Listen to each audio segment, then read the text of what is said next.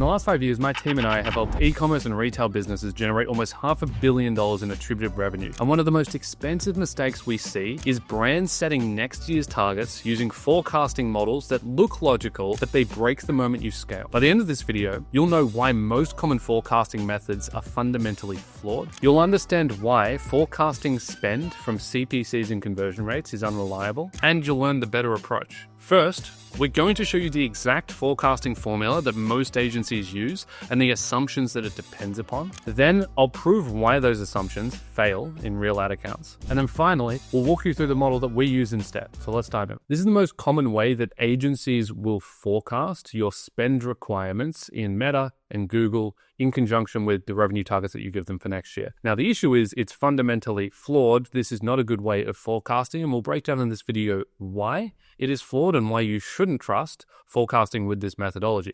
Now, I don't blame most people for forecasting this way because it's the easiest way to forecast when you start solving through this problem.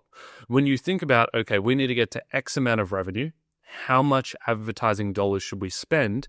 The first way to solve this is you go, well, let's break down the spend to CPCs. How much is it costing us to get traffic to the website? Okay, maybe it's costing us $1 per click. Cool. What's that traffic converting at? Okay, it's converting at 2%. Cool. All right, if we were to go and double spend next year, we would probably expect CPCs to get a bit higher, conversion rates to get a little bit lower. And so we can go, okay, we expect conversion rates to go lower, CPCs to go higher. Let's then run the math on how much we then need to spend to achieve a revenue target. Now, what that formula actually ends up looking like is spend equals revenue times CPCs divided by conversion rate times average order value. So what you do is you go, okay, what revenue do we want? What are our expected CPCs? What's our expected conversion rate and average order value? And then we get a spend output. So I'll show you an exact example of this. Let's say you want $100,000 in revenue. Your cost per click is $1.20. Your conversion rate is at 2%. And your average order value is $120. We just put this into a calculator and you get $50K in ad spend. Cool. Now that's actually not really great, right? We're getting $100K in revenue for $50K in ad spend. Okay, well now we can start to actually look at these three different levers here, which is lever 1, 2, and 3, and start to think about which one can we move to get better performance. Obviously, anything on the denominator, so below the division, if we increase that, we obviously improve the efficiency, so we decrease spend. And up here, we need to decrease these. So we either need CPCs to come down, we need average order value to go up, or we need conversion rates to go up.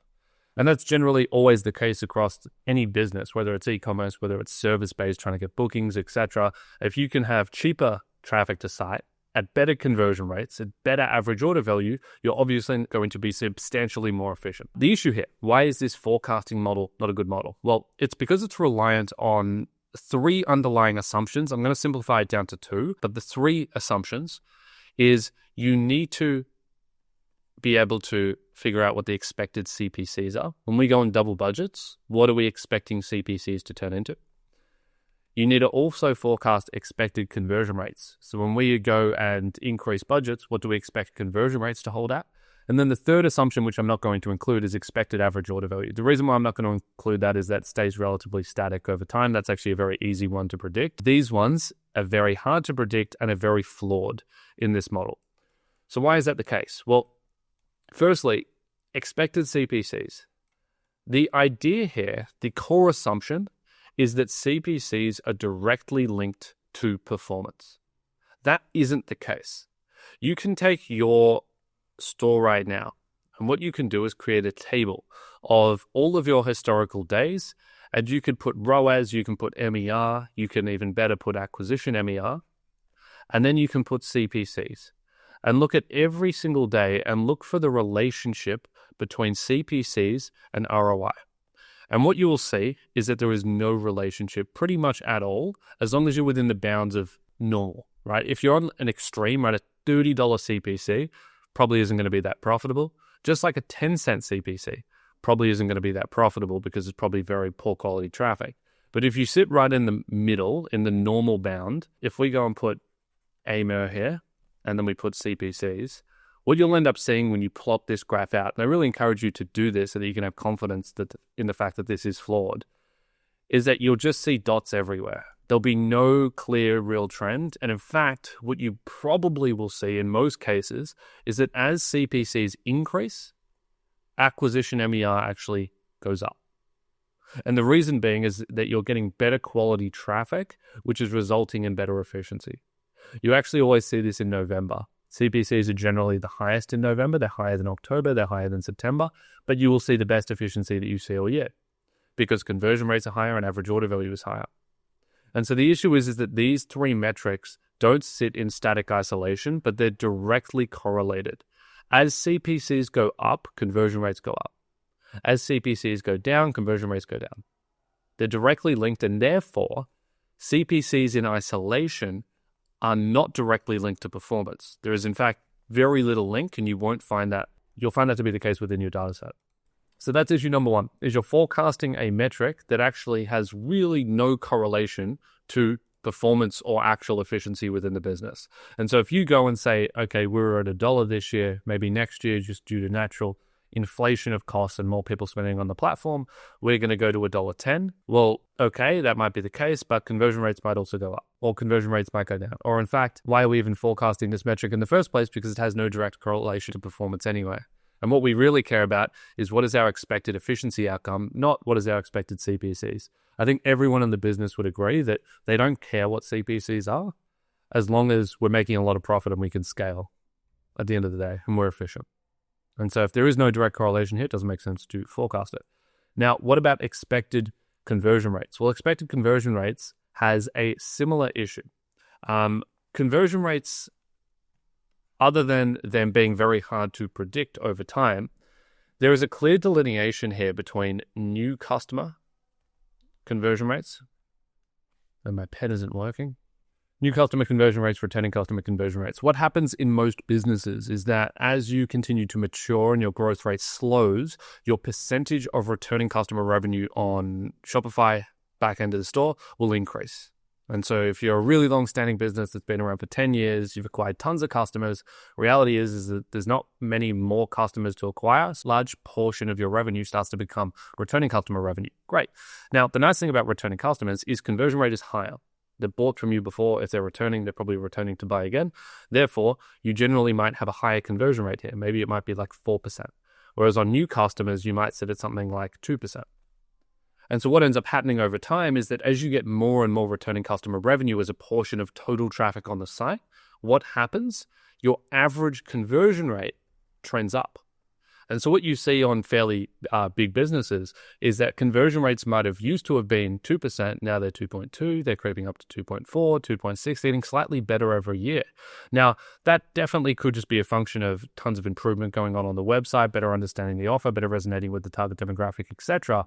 But one of the core real pushes here is that just returning customers convert at better rates. And so when you have more returning customers, you just have better conversion rates. And often web dev agencies will claim the uplift here when really it's just their portion of customers changing over time.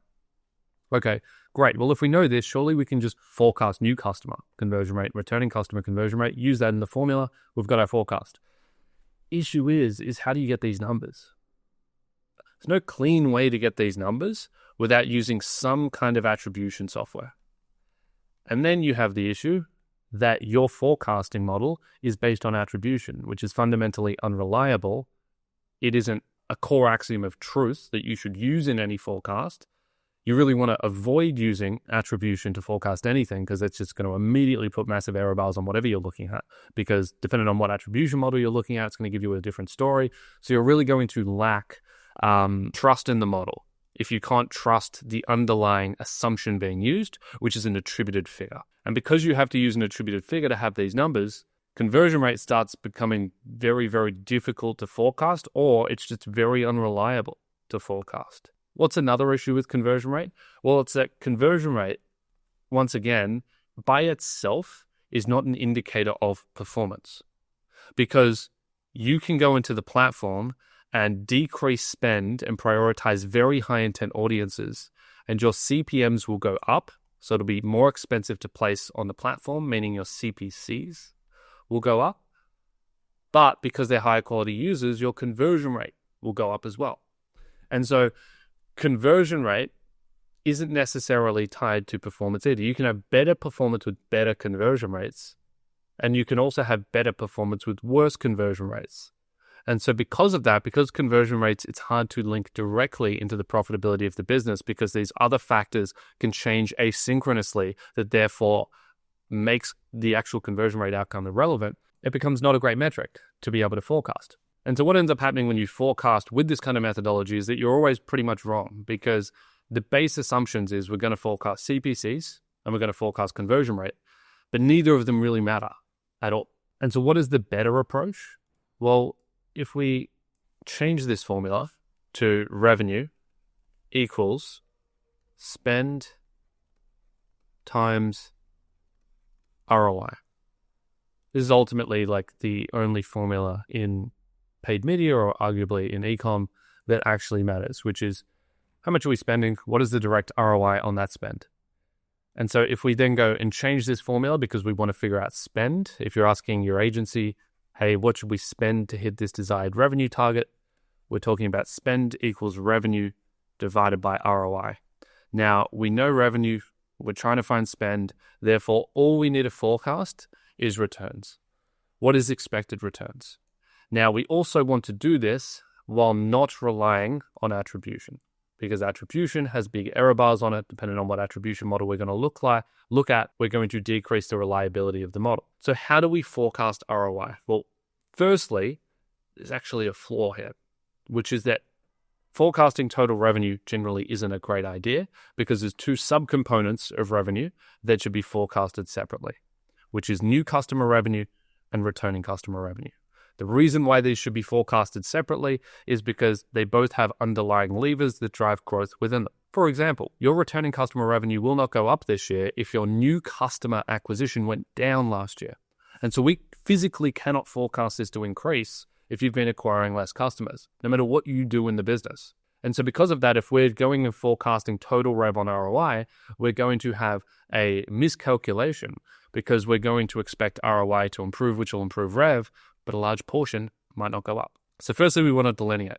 Then, returning customer revenue, we want to go and forecast using cohort extrapolations. Not going to cover it in this video because I'm more so interested in forecasting paid here. So obviously you can go and extrapolate this. Returning customer revenue is the easiest thing to extrapolate because it's really reliable over time. Your cohorts always come back at very similar rates over time. They don't change much. And therefore, this is quite forecastable. Now, what about new customer rev? Well, new customer rev divided by ROI, we could more specify this down to ROI on new customer revenue. We could call this acquisition MER or NC MER, whatever you want it to be. This is now all we need to forecast. We need to get an assumption of what is the efficiency return on spend at particular revenue levels. And what is the best way to do this? Now, we could go, okay, we spent $10,000 at a 4 AMER. Therefore, we think next year if we double to 20,000 and we need this revenue amount, maybe we could do a 3, maybe we could do a 3.5. But we're kind of playing guessing games here, right? We're not really putting together a strong quantitative analysis that's going to give us an indication of our ability to spend incrementally on top of historical spend levels and what that efficiency erosion is going to look like. And so obviously the easy solve here is we just look at historical data. Now, we can do this in a lot of different ways. We could look at it monthly, we could look at it yearly, we could look at it weekly, daily. Obviously, you can do all of those different variations yourself and see what the outcome is. For this example, let's put days. And so you go and put AMER on the y-axis, you go and put spend on the x-axis, and you go and start plotting every single day for the last year, 2 years, 3 years, what was spend on that day, and then what was acquisition MER. Now, there were some slight nuanced adjustments that you might want to make here. For example, you probably don't want to include refunds in your revenue amount because that's going to arbitrarily suppress some of the data points despite the refund not being correlated to that particular day. You might want to make some adjustments for key periods in which there were massive outliers, where you might have done a sale day or an event that's really causing a number all the way up here that's way out of the ordinary, and vice versa. You might have had some days in which you went out of stock and everything. And so you might have ended up with like a 0 acquisition MER while spending $1,000. It's going to impact the model as well. So we'll take all those outliers, obviously clean them up, remove them, look at the core. And what it will end up looking like is something like this, right? You're going to look like that. And there's going to probably be a couple outliers over here. And then what you're going to see is there's a clear trend. Okay, as you spend more, expected efficiency declines. You can then go and put some kind of regression through here. You could put a linear regression. You could put a logarithmic regression. You could put an exponential regression, whatever fits the model best. And that's where you need to have at least a little bit of an understanding of data science and statistics to be able to determine the best way to model this. And from there, you now have a curve. And this curve gives you the average expected efficiency at different spend levels. So if we were to go up here and spend $1,000 a day, we can just go up to the curve. We can look at this point. We can go over and go, okay, what is our acquisition MER? And this might be a 2. And so we know that if we spend $30,000 a month, we should expect on average, using historical data, about, well, that'd be $60,000 in new customer revenue. Cool, but they want $100,000 in new customer revenue. Okay, well, we then need to continue to follow the curve. This then becomes an extrapolation because it's past the pre-existing data set. And so we're just going to extrapolate this line, go out to 2000, and we're going to look at this point and go, okay, what does this say on the y-axis for this point on the graph? And it might be a 1.1. Not very good, okay, because we're going to spend $2,000 a day, which is, once again, $60,000 a month, but we're only going to get $62,000 in revenue. So we're effectively spending an extra $30K for almost no rev. Now, that's probably wrong. Like, just intuitively, if we double ad spend and spend $30,000 more on a business that isn't that big, respectively, to this ad spend level, we're probably not going to only make $2,000. We're probably going to make more. So the model's flawed when we start to extrapolate, and any model is flawed once you start to go into extrapolation outside of the core data set. But with that, now we start to have at least a base case of, okay, here's a quantitative analysis. Here's looking at your historical data. Here's the reasoning for where we've got to. This doesn't look good. So how are we going to bridge the gap? How are we going to maintain efficiency? Well, number one, can we look at all of these days right here that outperformed the model and see what happened here? What occurred on all of these 7 days that yielded excess results? Was it a particular creative that was doing well? Was it a sale? Was it an activation? Was it a product drop? What actually caused excess performance from the mean? And then the same thing down here. What caused these really bad performing days? It's pulling the mean down when we're looking at this regression. And what could we do there? And that's where you obviously start to lead into like a qualitative based analysis where you're going, okay, what was done well? What wasn't done well? How do we ultimately shift this curve up? So we want to move this regression model up here to where our expected outcome is actually going to be a 2 acquisition MER at $2,000 in spend. And this is where actual planning starts to come into place, where you can bridge the gap from the expected outcome for 2026 to the desired outcome of 2026. And you can start to put together all of the reasons and action items that are going to bridge this gap and force the curve upwards. Obviously, the outcome that you get here most of the time isn't what you desire. It's not the expected outcome, which is ultimately a good thing, because if you could just crank spend by 3x and suddenly grow by 3x, I think everyone would do it, and it would just be an easy arbitrage opportunity for wealth creation.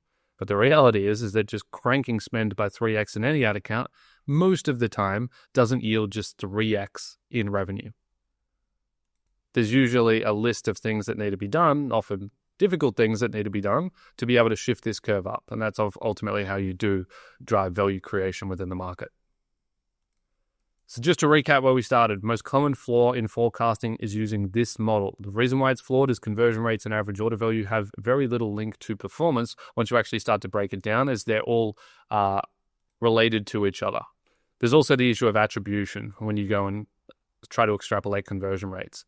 So instead, you want to look through this formula, which is revenue equals spend times ROI. You then want to break it down to new customers only, and you want to use historical efficiency to be able to give you an indication of future expected performance.